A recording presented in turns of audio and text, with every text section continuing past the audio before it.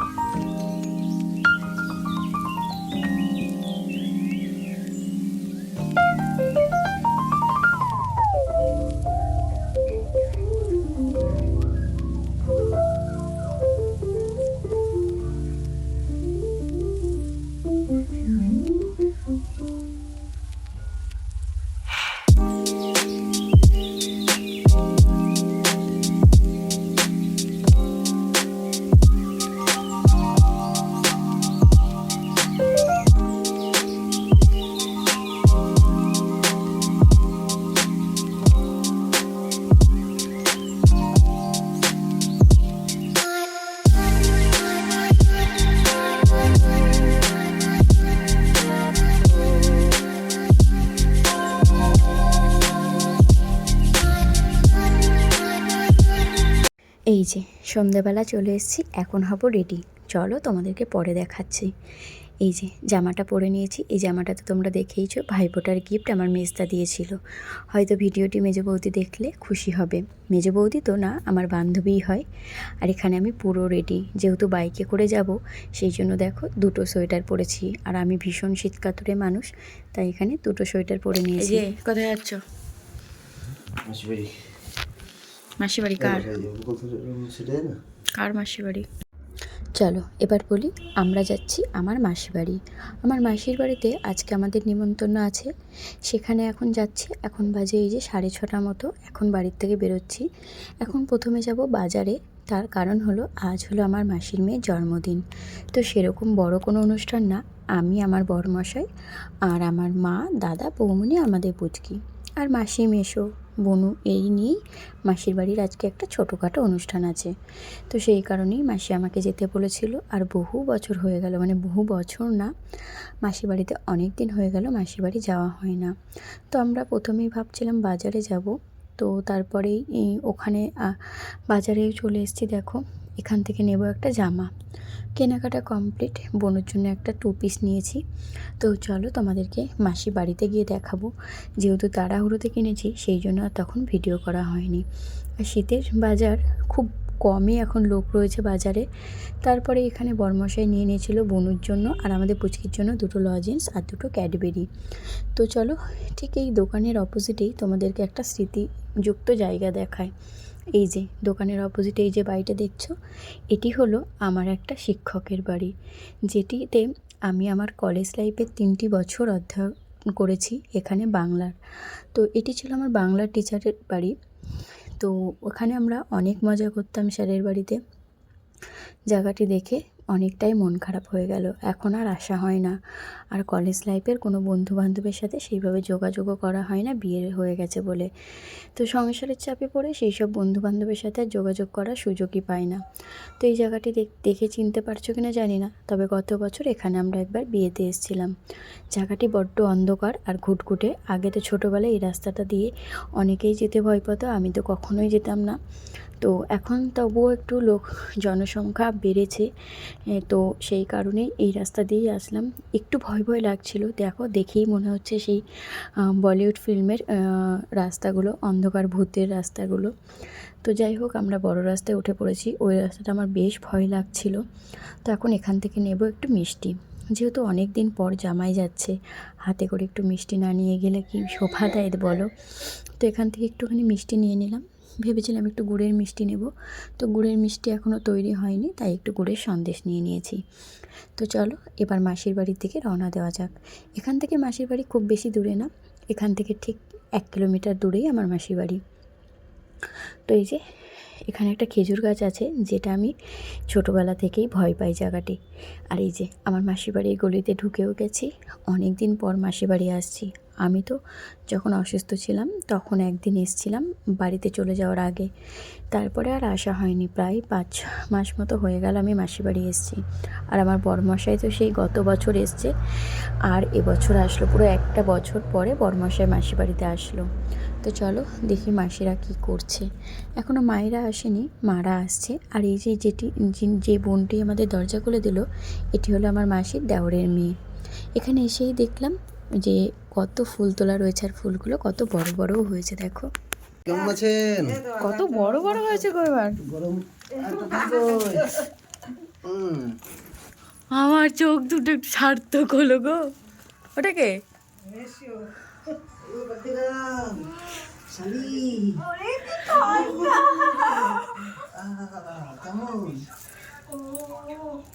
আরে ওকে কাজ করতে দাও।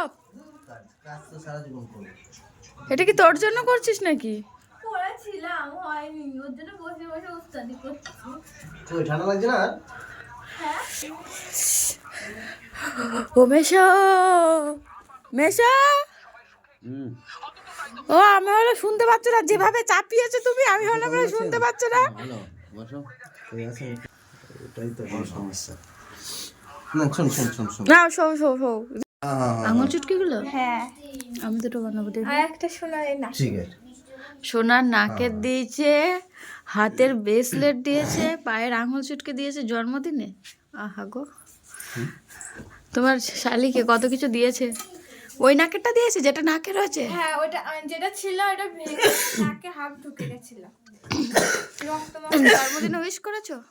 না, শালি আমার কাছে আসলেই না, কাছে না আসলে বলা যায়।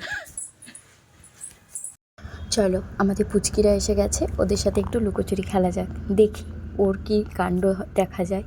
হয়তো আমাদেরকে দেখতেও পারবে না, আর ও না সবসময় এই জানলা দরজার পিছনগুলো খুঁজে খুঁজে দেখে যে ওর পিছন আছে কি না। ওর পিছনের লুকানোর জায়গাগুলোই তো এই জানলার পিছনগুলো। তো চলো ওরা এসে গেছে, দেখি ওদের কি রিয়াকশান পাওয়া যায়। এই যে আমার দাদা ঢুকেই আমাদেরকে দেখে নিয়েছে, তবে দাদার জন্য আমরা এখানে লুকাইনি, আমরা লুকিয়েছি আমাদের পুচকির জন্য। তো চলো, আমার মাও প্রথমে আমাদেরকে খুঁজে পাচ্ছিল না, তবে আমাকে দেখে বুঝে গেছে যে আমি এখানে, তো অর্পণ এখানে আছে। চলো এবার পুচকির রিয়াকশন দেখি। মাম্মামরা চলে গেছে। হ্যাঁ মাঝি বাড়ি। হ্যাঁ হ্যাঁ বড় তো রাস্তার মধ্যে দাঁড়ায় আছে। দেখতেই পেল না।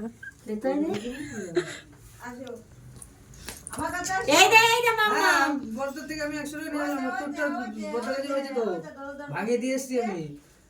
আমি এখান থেকে কখন যাবো ঠিক নেই, এই জন্য আমি আবার ছুঁয়ে আসলাম। ওই দেখ পিছন কই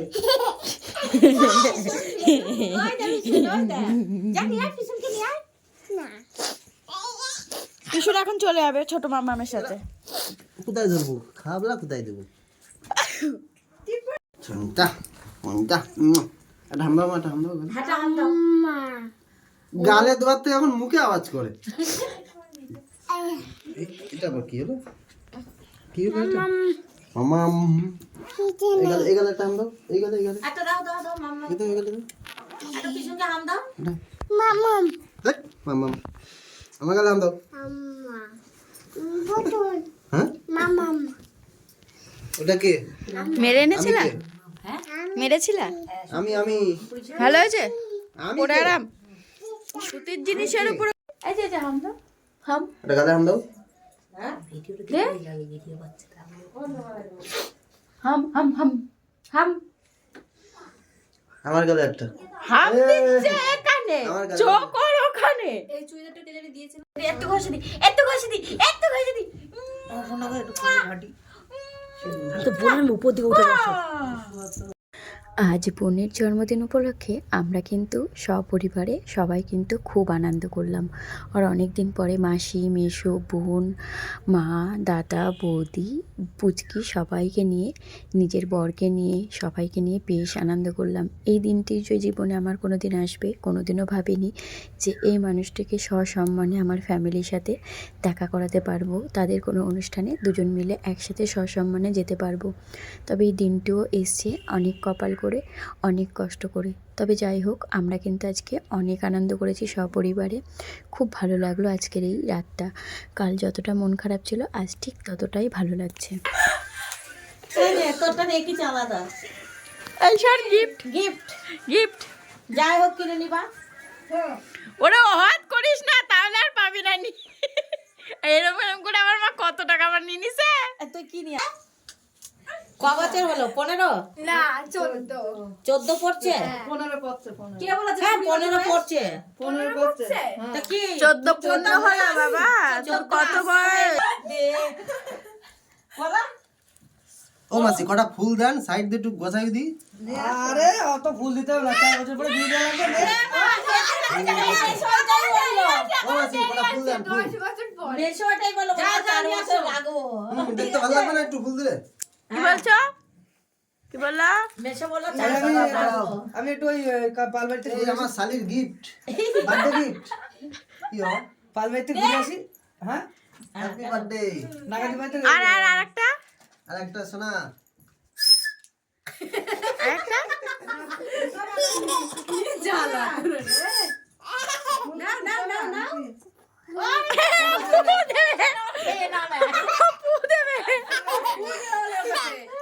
তুলতে পারে ফুদা ফুদা ফুদা ফুদা ওটাতেই খুশি, দাও ও ওতেই খুশি। এনে ফুদা ওই তো হয়েছে তো ওই তো হচ্ছে না হোক না, আমার মুখ দিয়ে করে দিয়েছে। কি খুশি! কি বলতে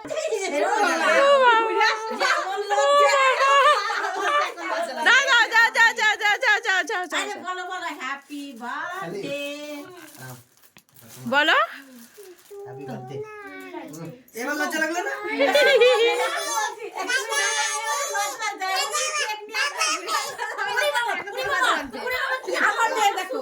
দেখো এ বার্থডে কই? বার্থডে তুমি কি করতে বার্থডে ভিতরে চলে গেল এবার ঠিক হবে দাও আরে নিজে নিজে নিজে নিজে। ফাস করে ছেড়ে দিও না, তাহলে আবার বেশি জোরে লাগবে। হ্যাঁ দাও, দাও। এবার কুইরেটা দেবে দাও হ্যাঁ দুটো হয়ে গেল একসাথে পাপা পাপা মে ধরো ও একটু দূরের দিকে রাখো পেকে ধরো পুরো ফাটাবে তো ফাটাও না, ফাটাও না। লিপস্টিক দিতে পারতিস আমার হাতে ব্যথা ঘুরে দেবো। এই হ্যাঁ ওর ওই যে হাতে আঙুলে এসে হ্যাঁ না? সরো হারান। সরো যাও। দেশলাইটা কই? দেশলাইটা কোথায়? কিরকম করে ফাটে আমি বাবার জন্য নেই চাস কি হচ্ছে রে কি হচ্ছে না, না, বলো, বলো, বলো। এই বল বল happy birthday happy birthday to you, happy birthday to you, happy birthday dear Bunu, happy birthday to you. তোলো, তোলো, ওটা তোলো। হ্যাঁ। আর বাবাকে দে আর মাকে দে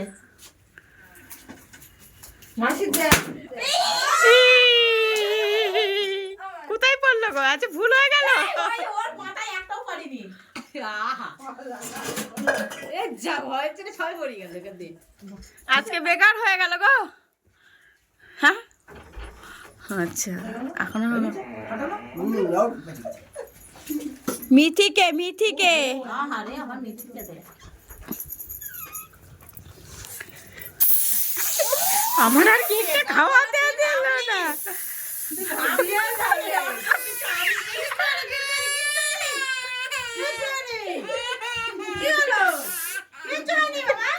এ বাবা ভয় পেয়ে গেছে।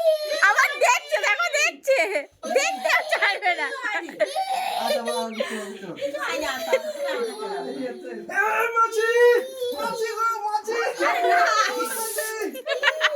মাছি আদা দিচ্ছি না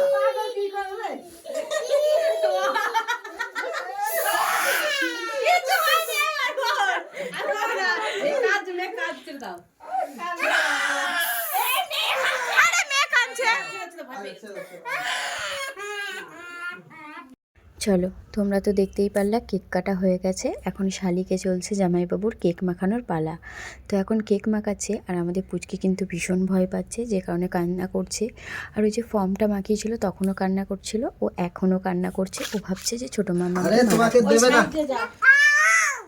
বসো বসো এবার রেগে যাবে কিন্তু আমি কিন্তু সামলাতে পারবো না বলছি। আরেকবার ছজনে দিলাম কে কি বসবি বস সব তোমাকে দেবে না তুই এখন কোথা দিয়ে বলো দিবে আমার বলো দিবে। তোমাকে দেবে না এটা বসে রাখি সব মাসি বাড়ি এসেছিলাম 7:30টার সময়, আর এখানে বসেছি খেতে এখন 9টা বাজে। জানোই তো আমার পিছনে কেমন তারা, আমাকে বাড়ি গিয়ে আবার কাকা শ্বশুর ঠাম্মা শাশুড়িকে খেতে দিতে হবে। তো এখানে মাসি অনেক কিছু রান্না করেছিল আজকে। ছিল একটু পালং শাকের তরকারি, যেটা মাছের মাথা দিয়ে করেছিল। অনেক দিন পরে মাসির হাতে রান্না খাচ্ছি, আর আমার মাসির হাতের রান্না বরাবরই ভালো। তো এখানে একটু পালং শাকের তরকারি ছিল মাছের মাথা দিয়ে, ছিল একটু চিপস, আর ছিল ভেজ ডাল।